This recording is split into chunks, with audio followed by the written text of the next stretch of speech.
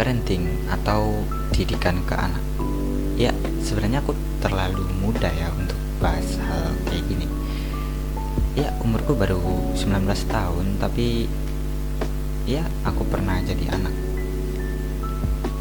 Salah, maksudnya aku sekarang masih anak, tapi udah bisa bikin anak. Hehehe. Enggak, enggak gitu.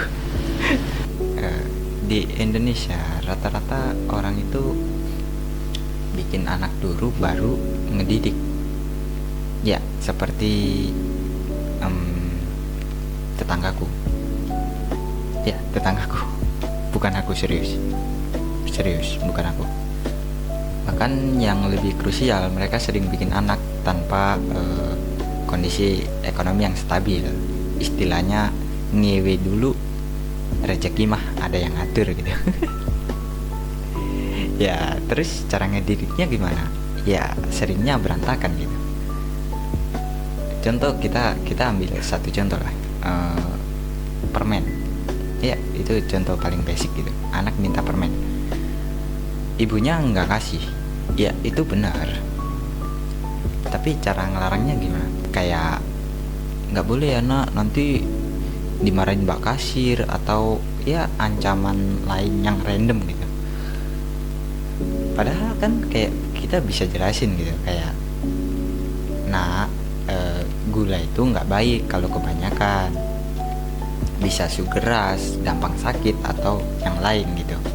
Jadi kita ajarin gitu, tapi yang terjadi malah dikasih ketakutan gitu, dikasih ancaman dan lain-lain gitu.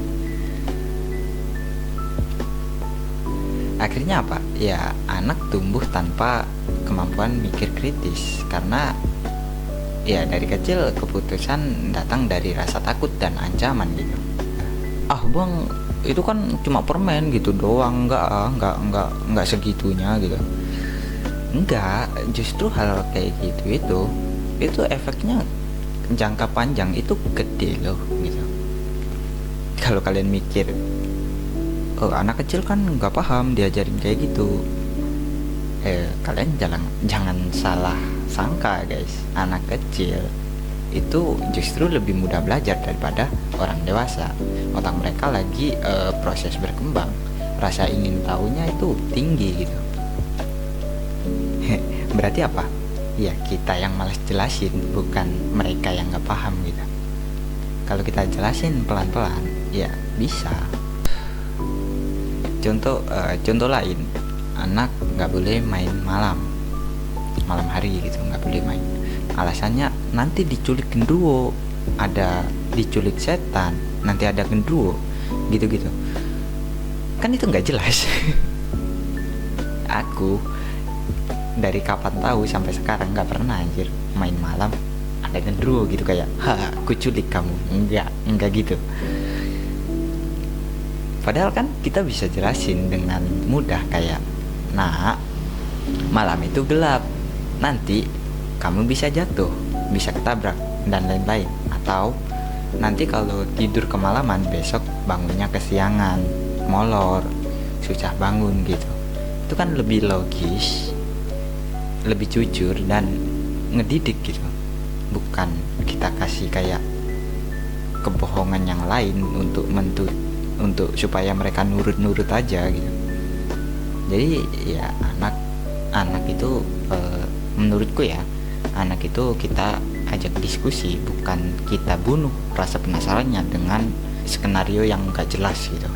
Dan ya hal-hal semacam itu, kalau misalnya kita ngedidiknya benar dan baik, menurutku anak itu bakal lebih jujur ke orang tuanya gitu. Karena mereka menganggap bahwa mereka dihargai, pendapat mereka dihargai gitu. Jadi jangan langsung kayak dibantah.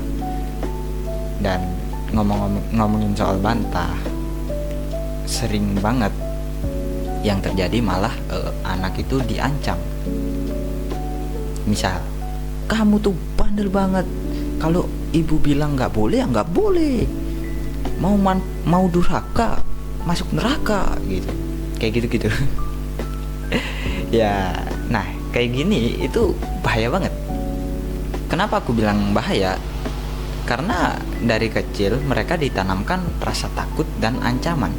Akhirnya ketika mereka tumbuh jadi dewasa, mereka akan menjadi pribadi yang takut dalam berbicara, takut salah, takut ngambil keputusan, takut berargumen gitu.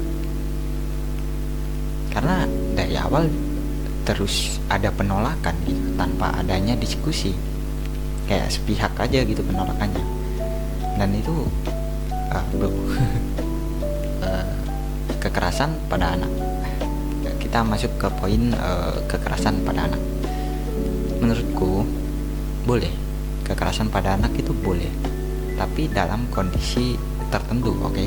Misal dia ngerokok, ya ngerokok.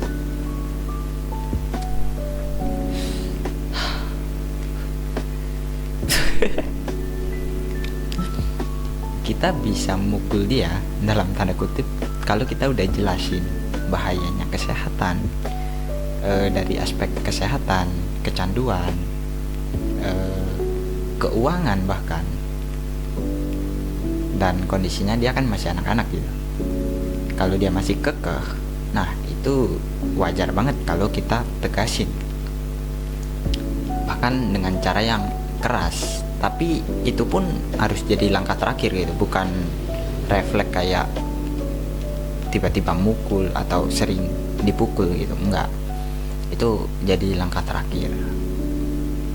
Ya gitu mungkin ya, sederhana aja sih aku ngejelasinnya tanpa bertele-tele gitu. Ya contoh-contoh kecil kayak tadi, itu kelihatannya sepele, tapi bayangin pola kayak gitu itu berlangsung selama 15 tahun. Gimana jadinya anak itu ketika dewasa?